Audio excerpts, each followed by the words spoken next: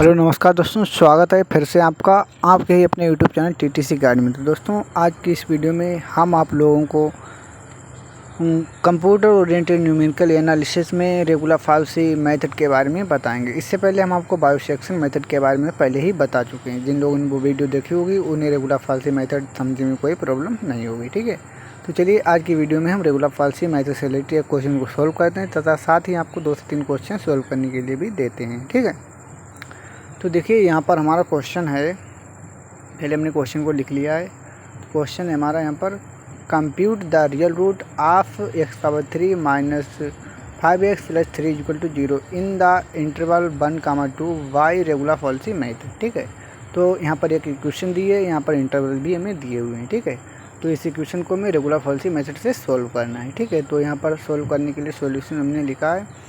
सबसे पहले तो गिवन इक्वेशन है उसे f(x) = हमने उसे रख लिया है। ठीक है, उसके बाद अब इंटरवल तो हमें दिए हुए हैं, तो इसमें फालतू हमें कुछ निकालना नहीं है। ठीक है, पॉजिटिव और निगेटिव की वैल्यू हमें पता है कि 1 और 2 पे निकल जाएगी, तो 1 और 2 पे हम पॉजिटिव और निगेटिव की वैल्यू निकाल लेते हैं। जैसे कि एक वैल्यू पॉजिटिव आनी चाहिए, एक निगेटिव। ठीक है, तो जैसे हम फंक्शन में वैल्यू हमने 1 रखी तो एक वैल्यू पॉजिटिव आ गई, एक निगेटिव। ठीक है, तो जो 1 वैल्यू रखी उसे हम x0 = 1 मान लेंगे। ठीक है, और जो दूसरी वाली वैल्यू है उसे x2 = 2 मान लेंगे, x1 = 2। ठीक है, इस प्रकार से हम इसे मान लेंगे। इसके बाद मेथड था रेगुलर फाल्सी मेथड। ठीक है, तो रेगुलर फाल्सी मेथड के क्वेश्चन को सोल्व करने का क्या तरीका है वो हमें यहाँ पर फार्मूले में हमने लिख दिया है। x2 =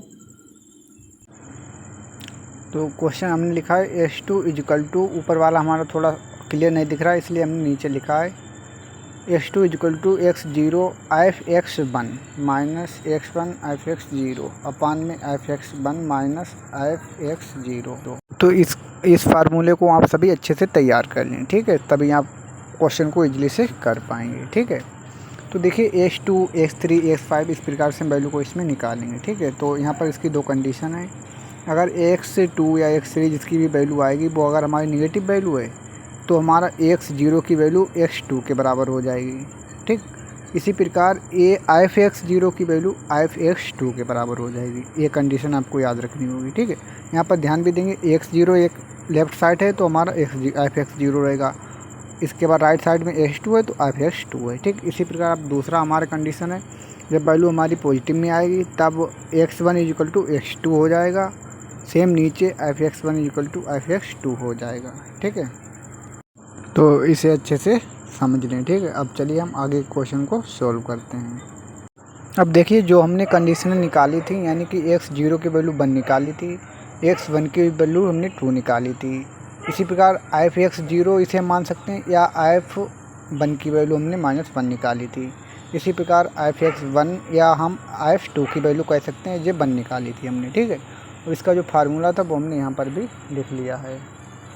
अब यहाँ पर हमने एक टेबल बनाई है जिसमें हमने x0 x1 f(x0) f(x1) x2 f(x2) की वैल्यू को रखा है। आप टेबल के द्वारा भी सोल्व करते हैं, बिना टेबल के भी। ठीक, तो जो इजीली समझ में आए ऐसे ही हम करेंगे। ठीक है, तो x0 की वैल्यू हमारी प्रेजेंट टाइम पे 1 है।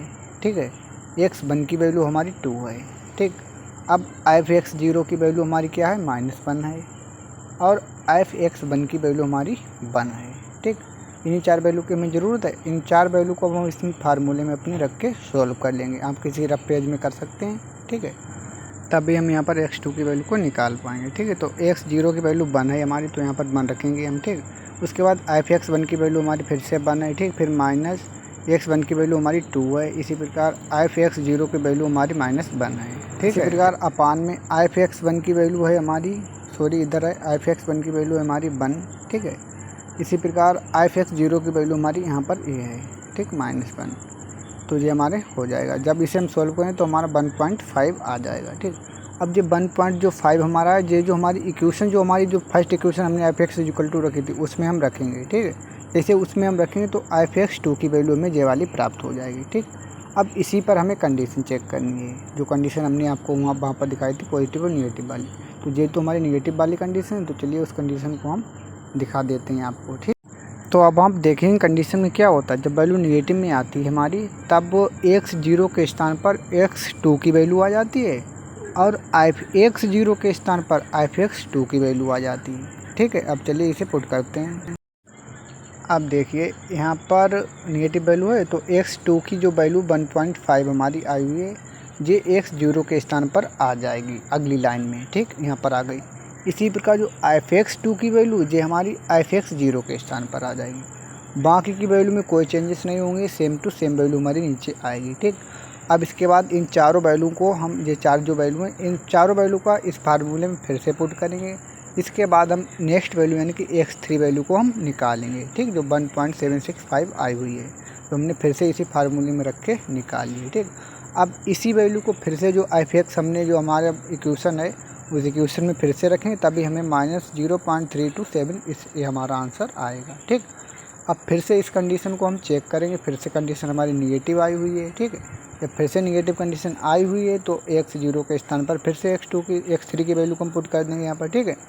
और यहाँ पर जैसे x3 है, x3 की वैल्यू यहाँ पर आ जाएगी 0 के स्थान पर, ठीक। सेम वैल्यू हमारी, जो इसमें कोई चेंजेस नहीं होंगे। अब फिर से इन चारों वैल्यू का यूज करके इस इक्वेशन में रखेंगे, जिससे x4 की वैल्यू को हम यहाँ से निकाल लेंगे। x4 की वैल्यू निकलेगी तो उस वैल्यू को फिर से इक्वेशन में रखेंगे, जिससे कि हमें -0.057 ये वाली वैल्यू मिल जाएगी, ठीक। यही प्रोसेस हम कंटिन्यू करते जाएंगे, सभी को हम इसी प्रकार से सॉल्व कर लेंगे, ठीक है। जिससे कि यहाँ पर लास्ट में आप देखेंगे जो हमारी वैल्यू यहाँ पर आएंगी, जो सेम रिपीटेड वैल्यू आनी चाहिए, ठीक। यहाँ पर देखिए रिपीटेड वैल्यू आनी है 1.83, यहाँ नीचे भी 1.83, ठीक है। लास्ट में हमें f(x5) या जो 6 वगैरह उसकी वैल्यू नहीं निकालनी, केवल हमें x की ही वैल्यू निकालनी, फंक्शन की वैल्यू नहीं निकालनी। तो यहाँ पर आप देंगे since x5 and x6 are approximately same, since approximate root is 1.834, ठीक है। तो इस प्रकार से आप किसी भी क्वेश्चन को ईजिली से सोल्व कर पाएंगे। केवल आपको मेथड को अच्छे से समझना है, ठीक है, अच्छे से तैयार कर लें, यानी कि उसे बिल्कुल रट लें, ठीक है, तभी आपको समझ में आएगा, ठीक है। अब हमने आपके लिए कुछ क्वेश्चन दिए हैं, तो क्वेश्चन देखते हैं। Find a real root of the equation f(x) = x3 - 2x - 5 = 0 by the method of regular falsi 3 decimal places होंगे यहाँ पर, ठीक है।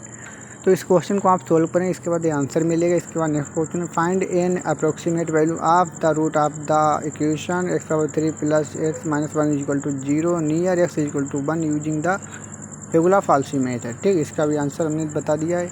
इसका next question, solve the equation x3 + x² + 3x + 4 = 0 by using regular falsi method, ठीक है। इसका भी आंसर हमने दे दिया। तो मुझे उम्मीद है दोस्तों आपको ये वीडियो सच में पसंद आई तो लाइक से ज़रूर करें। चैनल पर पहली बार तो चैनल को सब्सक्राइब कर लें, जिससे कि आपको हमारे द्वारा बनाई वीडियो की नोटिफिकेशन मिलती रहे। थैंक यू, मिलते हैं नेक्स्ट वीडियो में।